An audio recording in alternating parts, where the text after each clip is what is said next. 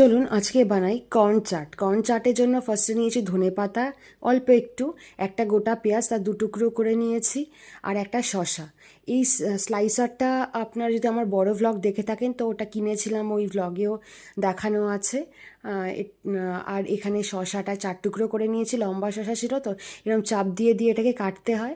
তারপরে সেদ্ধ করা কর্নের সাথে সব শসা, পেঁয়াজ আর ধনেপাতা কুচি মিশিয়েছি, আর বিট নুন দিয়েছি, গ্রেট করা চিজ দিয়েছি, ব্ল্যাক পেপার, তারপরে চিলি ফ্লেক্স, অল্প একটু আমচুর পাউডার, চাট মশলা সব দিয়ে ভালো করে মেখেছি। আপনারা এইভাবে চাইলেও সার্ভ করতে পারেন। আমি হাই প্রোটিন ডায়েট মানে হিসেবে বানাচ্ছি বলে দুটো ডিম স্লাইস করে নিয়েছিলাম এগ স্লাইসারে, আর একটু পেপার পাউডার আবার দিয়ে নিয়েছি। আর এইভাবেই আমি চাটটা তৈরি করেছি। আপনারা বানালে আমাকে অবশ্যই জানাবেন।